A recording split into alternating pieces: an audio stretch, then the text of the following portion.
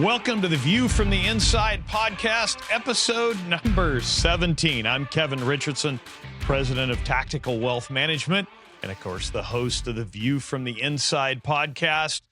Spring training for baseball has begun, so we're going to lean into a little bit of a baseball theme. We've got Scott Delucchi. He's a college baseball player that became the president and CEO of the SPCA of Monterey County. And I always talk about on these podcasts, it's so much fun for me to kind of overlap my broadcast career and my financial advisory career. And with Scott, it's a guy that I went to Stanford with, never ran across Scott, and then realized a couple of weeks ago as I was reading a local magazine that, hey, he and I are the same year at Stanford. We've got a lot of friends that run in the same circles as us, and actually realize his place of work is literally about 3/4 of a mile from the office here at Tactical Wealth Management. It was super fun. But anyhow, with that, Scott Delucchi, man, thanks so much for being a part of the podcast. Thanks so much, Kevin. I appreciate it. And right now's the time we read the disclaimer. The opinions voiced on this podcast are for general information only and are not intended to provide specific advice or recommendations for any individual. To determine which strategies or investments may be suitable for you, consult the appropriate qualified professional prior to making an investment decision. And Scott and the SPCA of Monterey County and his company are not affiliated or endorsed by LPL Financial or Tactical Wealth Management. We always do the origin story, and I came over, spent some time with you, kind of cold called you after I saw you in that magazine, and you showed me this wonderful facility that you guys have for the SPCA, and we'll talk a lot about that. But I thought your origin story was super interesting because you played baseball for Stanford in the 80s when you went to 2 College World Series, by the way, and won them both.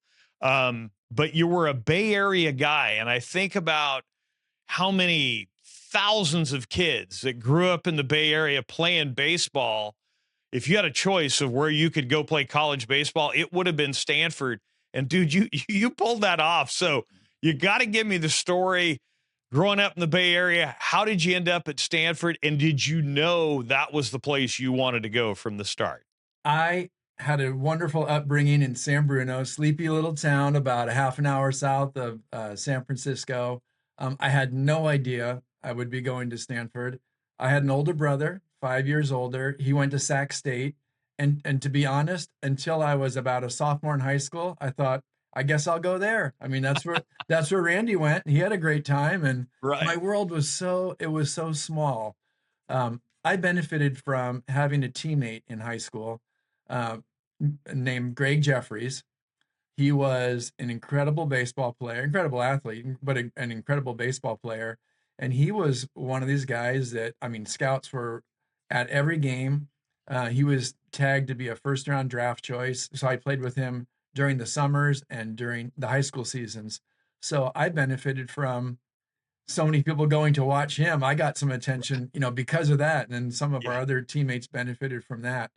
But so I started getting attention from Stanford. And then I have my older brother's friends telling me, gosh, if you get in, I mean, you'd be crazy not to go there. Who else are you talking to? And I had attention from, Santa Clara, St. Mary's, San Jose State, and then they started dropping out once they knew Stanford was interested. And like any other cocky high school kid, I thought, I'll play there. Why wouldn't I play there? And this was in a day when you really didn't know about like the rest of the recruiting class. Now kids know who their competition is. So I show up and there's kids from all over, and they're incredible. And so I'm in a bigger pool with some pretty incredible people. Well, and it's always interesting. You said one thing, and it kind of reminded me. People would always say, because I had no idea the level of academics at Stanford. I knew it was a good school, right? Yeah. But people would always ask you, the adults, right, or older kids that knew, it was like, can you get in? That was always the Yes. big question. And it was like, well, yeah, I think I can. I have straight A's or whatever. Yeah. But yeah, looking at that now, it's yeah, pretty cool stuff. So you get to Stanford, you guys go to 2 College World Series and win them both. Yeah.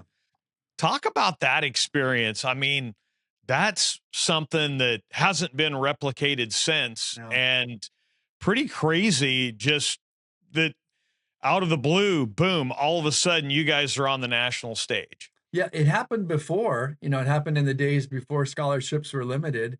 I don't know Yeah, how many times USC won the World Series, but I think they probably did it back to back to back, or maybe even a couple of times.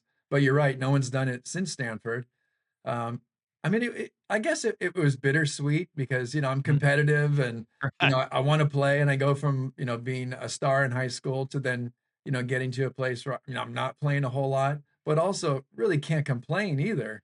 right, I mean, there were incredible people. One of those two teams, I want to say, had 10 guys that went on to play either not minor league baseball, but major league baseball, or play in the NFL. We had a couple of guys play in the NFL.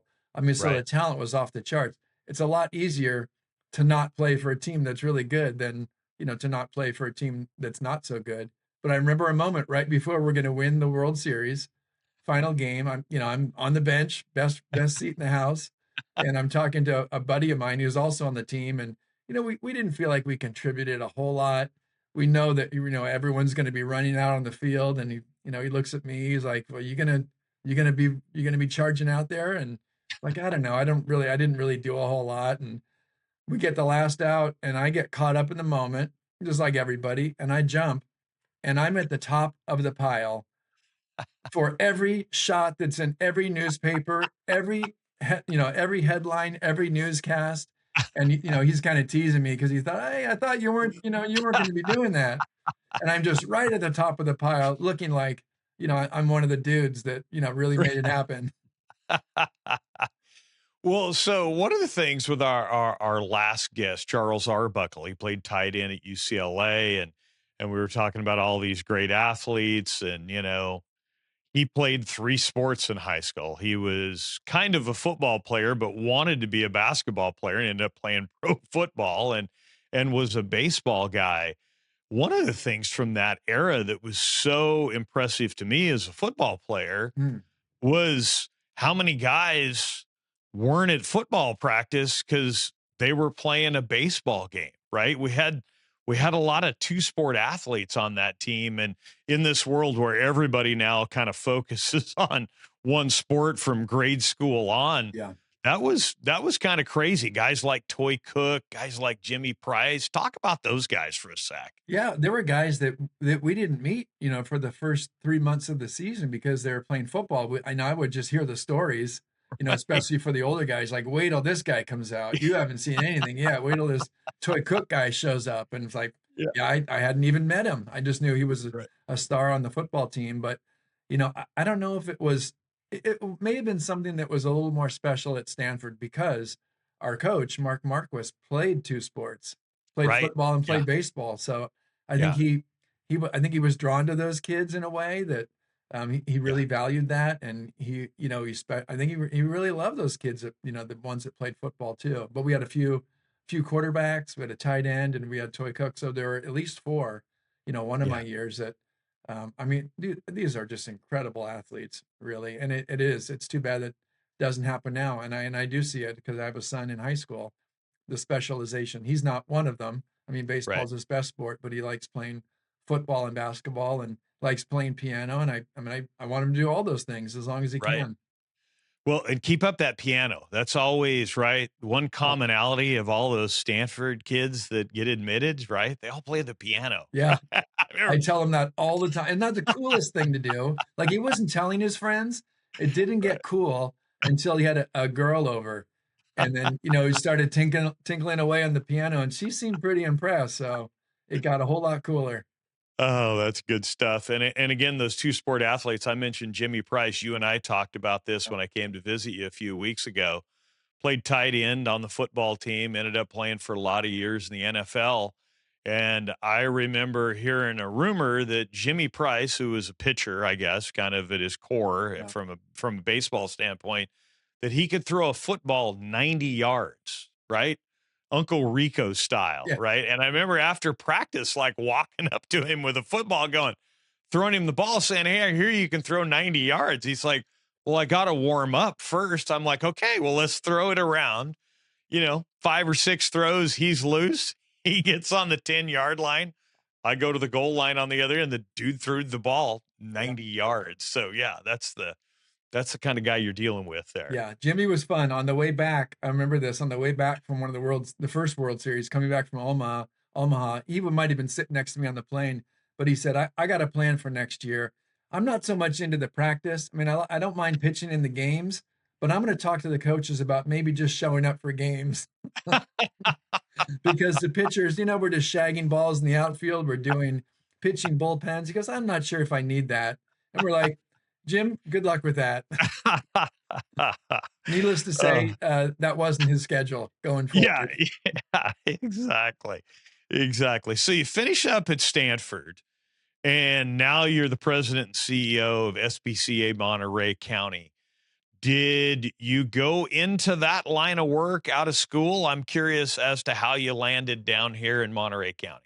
No, I mean, it was a job that I didn't even know existed. In fact, I had no idea what I wanted to do after I graduated. My dad is old school, went to junior college for a year or two, a firefighter.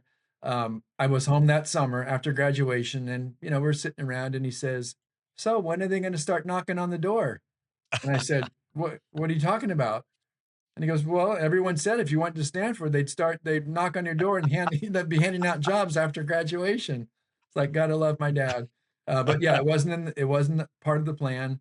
My first job was admissions director for a tiny school in Portola Valley called Woodside Priory. This was a school run and established by Benedictine monks.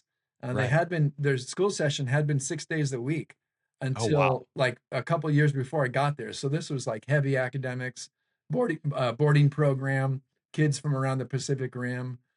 So I thought about high school administration initially. So I was their admissions director. Then I went back to my former high school, Sarah High School in San Mateo, where I was involved in admissions, alumni relations, fundraising, and also teaching. And I thought for a while that maybe I'd carve out a career teaching. I did that.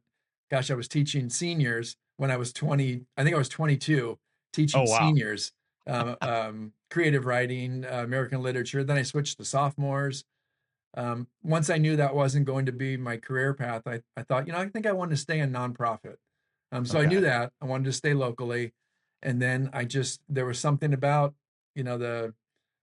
the shelter in my area where I grew up. I saw a job listing. This was the little, chain link and cinder block Yeah. animal shelter that everyone knew. I kind of did it on a whim, thinking, it was a position that managed all the outward facing programs, which I didn't even know existed. I just thought, it's a dog Right. and cat place. They do adoptions. I didn't know they had an education program or outreach, and so I took that on a whim and thought if I fall in love, that's great. And I did. And that was, Right. 16 years there. Oh, wow. Yeah. Okay. And then from there, you end up down here in Monterey County? Yeah. Yeah. I'm not big on change. I grew up in the Bay Area. I didn't know about leaving. Then once I'm married and have kids, and you start thinking about decisions differently, where you're not making them for yourselves. You're Right. making them for your kids and thinking about quality of life.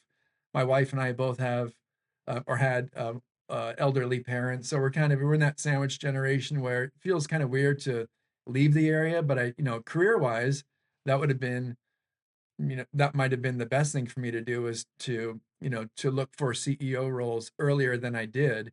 But it was Right. just really hard finding that right match of the perfect organization in a place where we want to live that has an opening. Right. That's the other key thing. It's really hard to find. But the year that I left, my boss, the CEO, said, "I don't want you to leave, but I know you're right for this kind of role. There's an opening in Sacramento, there's one in Riverside, and there's one in Monterey. And the one in Monterey is going to be a feeding frenzy because who doesn't want to Right. go to Monterey?" Yeah. So I thought about it and came back. I said, "You know what? That sounds great. And talked to my wife, and she had spent some of her childhood years in this area, so it was not unfamiliar. Plus, we're an hour and a half from the Bay Area. It didn't feel Right. like a big jump, and it has been, I mean, a blessing is an understatement. It's just a perfect match, and now it's 10 years here. Wow. Yeah. That's impressive. Well, tell us about, because I know when you gave me a tour a few weeks back, Yeah. I kind of walked in thinking dogs and cats, and of course I've seen some horses, but give us an overview, because there was so much more going on there than I ever realized, and I've been through the gates a few times over the years. Yeah, people, I mean, we've been in this community for more than 100 years. We've been in this location for more than 40. You can't see much from the main street, and it's a Right. main highway. We're right across from Laguna Seca Raceway, so a lot of people have seen our sign. When they hear SPCA, they have a general idea of what we do, and they think dogs and cats and adoptions, and that's definitely part of it. But dogs and cats are really half of what we take in. I mean, there are many facets, or as I like to say, our scope is probably what makes us unique from, really, I don't know many shelters in the entire country that do what we do, and the pieces that make us different. One is that we take care of all of our area's sick and injured wild animals, and that alone puts us in company of maybe, I don't know, 5, 6, 7 shelters around the country that do Okay. that. So aside from the dogs and cats, it's wildlife. And then we have a whole barn rehabilitation program. So we're taking in unwanted, neglected, abused horses. It's chickens, it's goats, pigs, Right. peacocks. I mean, just all sorts of animals are coming through our door. So there's differences there in terms of scope. Beyond that, we have an investigations program. So we have 4 full-time people. That's all they do is they respond to calls about animal cruelty or abuse. They investigate those. We put cases together. Then we work with our DA's office. We turn them over, and they decide which cases to pursue and prosecute. We have an education team. We have a medical clinic. Gosh, we respond to disasters. That's something probably that we're most proud of, and that just happened. If we have time, I can talk about that. But we get called into action when disasters hit our area, and as we know, that's between fires and floods. It's not Right. uncommon, and we were called into action just this past week. Well, so if we're thinking about like the size of the operation, I thought it was impressive.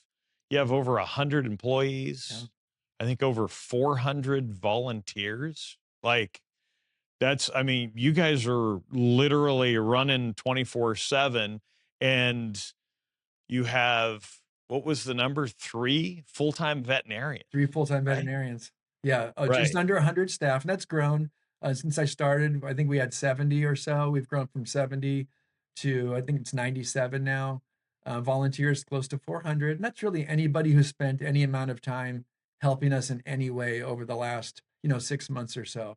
Some of those Right. volunteers are they might give 1 shift per week, and others, I mean, gosh, they are here, especially like, retired folks who find that they have a lot to give, and they want a place to really call home. We have some people who are here 40 hours. I mean, when I started, I thought some of these people were on our staff because I saw them so often, and they are Right. just incredibly dedicated. And there's just a lot for them to do. People ask, are there groups that are bigger than SPCA Monterey County? And definitely there are groups that are larger. San Francisco SPCA, Humane Society of Silicon Valley. Those are just 2 within a couple hours that are much bigger. But what I like to say is, I don't know of another group that has the scope that we have. Right. Okay. So if I'm thinking about how to engage, obviously, if somebody sees something horrible going on with a pet, obviously make a phone call to the SPCA. What about the wild animal piece? Because down here, one of the beauties of Monterey County is, right. I mean, there's the turkeys literally walk by the window here at my office. Yeah. We've got, you know, bobcats that run across the street. if you see something like that, that's probably a little bit different than picking up a stray dog, right? Don't they need to engage you guys to come do that work, to make sure everybody's safe? And I'm wondering if you've got any stories in terms of the wild animals that are applicable to that question. Yeah, if I open the blinds behind me, I mean, you could see a bobcat walk by. I mean, I've seen one during the middle of the day walk by my office. We're in the middle of the country here on Highway Yeah, 68, so it's what draws many people to Monterey County is the incredible wildlife that's here. But yeah, the wildlife work does rely on people. People are the ones that let us know when they see an animal in distress, and some people will call us and say, "I've seen this. This animal needs your help," and we have a team, and they can go out and pick up the animal. That's part of how they spend their day. If people can transport animals and do it safely, that's wonderful. That helps us. That means we're not out on the road. The right, safely part is the key part, and we get people right, that have great intentions, and right, they want to help, but every now and then they might do something that we wouldn't recommend. And we did have one. It wasn't that long ago where someone they hit a bobcat. They were driving a little Mini Cooper okay, near East Garrison, so it's Marina area for those people yeah, who know that development. They hit the bobcat. It's off to the side of the road. Seems like it is down and out. right, So this person, Good Samaritan, they knew of the SPCA's Wildlife Center. They thought they'd scoop it up carefully. He right, put it in the passenger seat of his Mini Cooper and was ready to drive out. He knew where we were. He was right, ready to drive out there. You know right, where this is going. I right, mean, this bobcat comes to in about 3 minutes, and he peels off the side, gets out of his car as quickly as he can, calls us, and I mean, you laugh about it, and we did too, yeah, but he was lucky. I mean, his yeah, head could have been turned into a scratching post by this. I yeah, mean, an animal that's injured is disoriented, and it's a wild yeah, animal still. you're Looks right, like right, they could be cute, but they're still wild. right. So our staff goes, and then we safely take the bobcat out of the car and bring it back to our center. No, that was one, but the one that happened just 2 weeks ago, we had some local residents here who saw a fox, and Okay. it gotten a piece of corrugated pipe somehow got its head through, so they saw a fox running around with a piece of pipe Oh gosh, on its neck, and it like a looked like collar. Yeah, yeah, almost looked like a collar, but extended. Like, how is it yeah, still walking? yeah. So they were all concerned. They set out humane traps in their local community, and when they trapped the fox, they brought it to us, and we carefully removed the pipe. It had lacerations around the bottom of its neck, so we had those treated. Then the fox was in our care for a while until it was time to release him. And then as we have to, according to our permit, we need to release wild animals close to where they came from. So we got these residents involved, and they were part of the release. And that was pretty special for them. I mean, to see, the recovered fox that all of them cared so much about.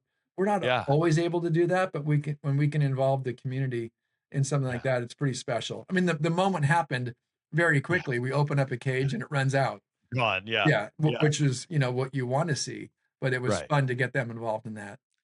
Yeah, gosh, I want to say about once every couple of years on the mountain bike, I'll come around a corner and there'll be a fox. And it's like so cool. I mean, Yep. coyotes, those are a pretty regular occurrence, but to see a fox is Yeah. really cool. Yeah. Okay, so to make things work at the SPCA, where's the money come from? How does it work?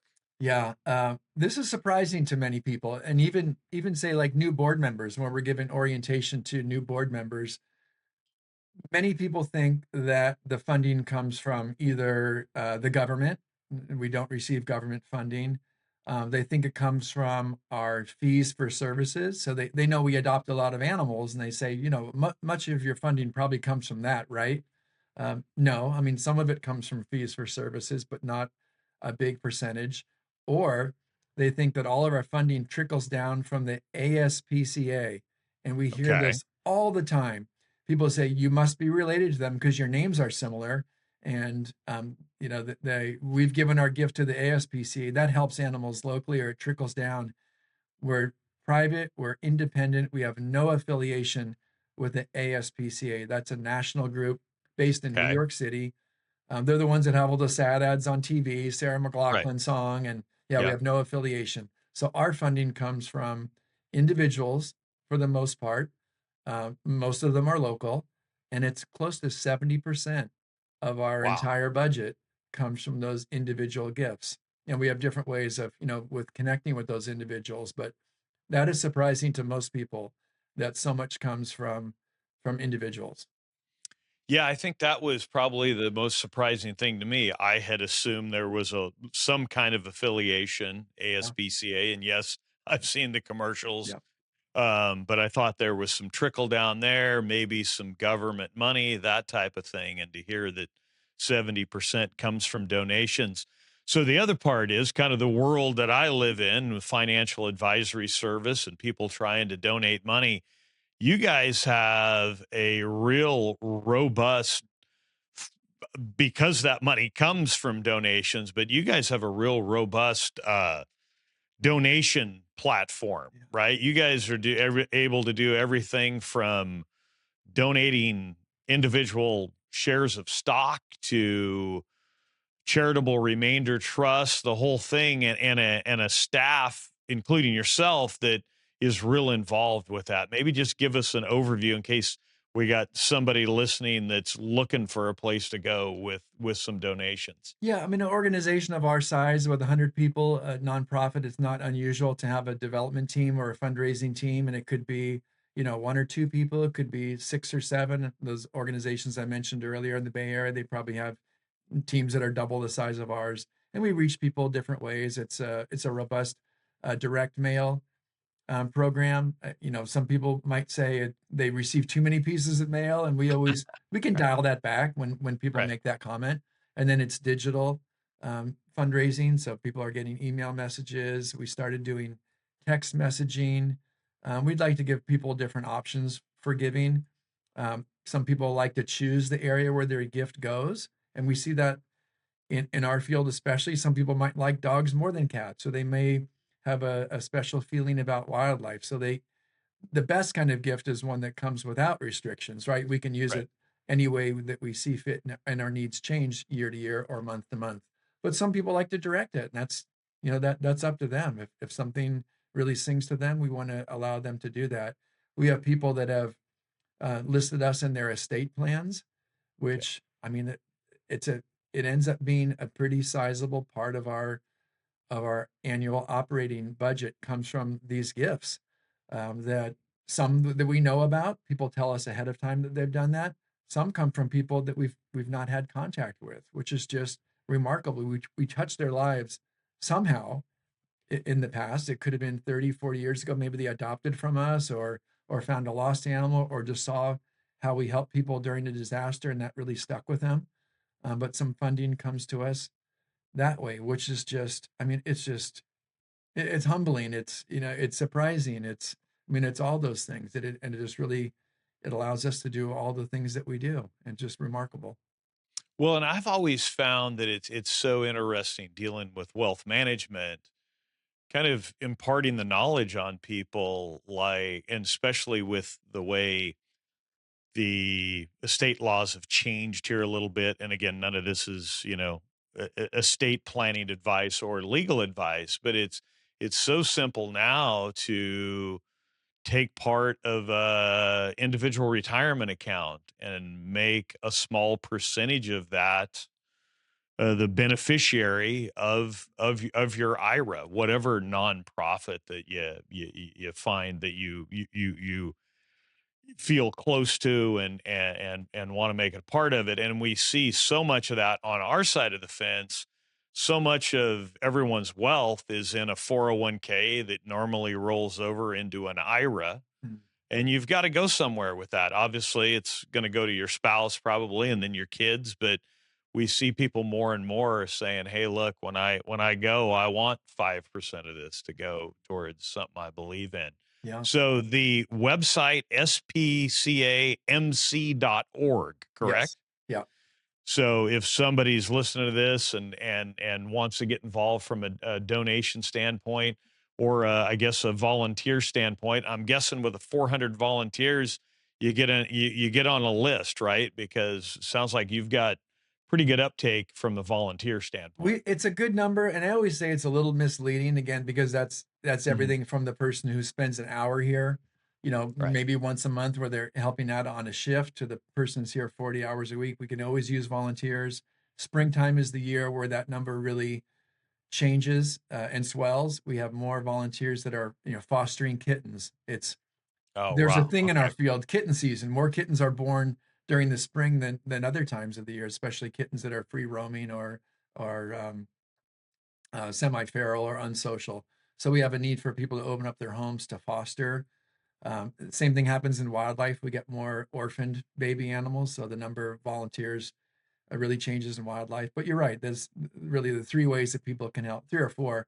People can give up their time. They can volunteer, and we always need it. They can adopt. It's wonderful when Right. people think about when they're acquiring pets to think about adopting. National studies show that people looking to add a pet will only go to a shelter about 20% of the time. So it's a big Hmm. market for us to try to capture and Penetrate. get more Yeah. people to think about that, and then give of their money. Those Right. are really the three ways, and to be advocates for us. Donor advised funds are getting much, much more popular in our area. A lot of people have those parked at Community Foundation, Monterey County, where they get their benefit when they set up their donor advised fund. And Right. then for the rest of their life, they get to have fun and decide, where those funds can go, and they get to pick their charities. And we're seeing more and more people do that every year. Yeah, great stuff. And again, lots of great info on the website, spcamc.org.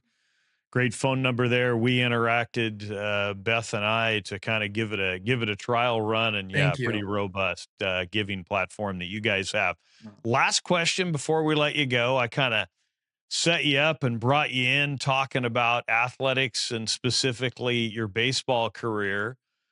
Who's the most influential coach that you had in your baseball career? And this can be little league coach, college, whatever. Who's the guy you think of? I mean, there are so many. There's a Right. coach that I had in elementary school. Steve Duncan comes to mind. I'm friends with him on Facebook. We got together after 30 years apart, and this guy was like scripting plays for flag football, sending in cards. He was way ahead of his time. Just an incredible mentor. That's at my earliest age. At the end of my career, it was Coach Mark Marquis. I mean, uh, I've never met anyone like him. I mean, he was funny. He would tell us, he goes, I don't smoke, I don't drink, I don't swear, I don't gamble. His assistant coach would follow it up and say, and I don't smoke.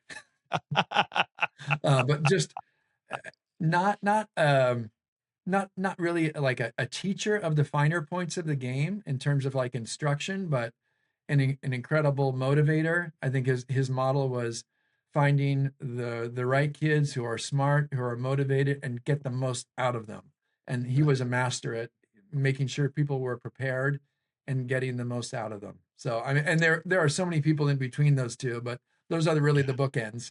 Those are the ones that, yeah, stand out. Of Yeah. course, Coach Mark was passed away here few months ago, and I know they're having a service on campus for him Yes. here in the next couple of weeks. I Yeah. just actually got that email or text message before we jumped on this. Yeah. Me too. Well, Scott, man, thanks so much for being on the podcast. Thank you, Kevin. I really appreciate it. It was fun to walk down memory lane. Hard to believe, like 40 years had passed since we, Yeah, yeah, started that journey at Stanford. yeah, right on. Well, thank you to our guest, Scott Delucci, and thank you for tuning in. Best thing you can do is give us a follow and share this podcast. If you've got a financial question, give us a call, 831-717-1144. Shoot us an email at krichardson@tackwealth.com. On behalf of Scott, our producer, Bill Tucker, and the good people at Proudmouth. Thanks for tuning in, and so long until next time.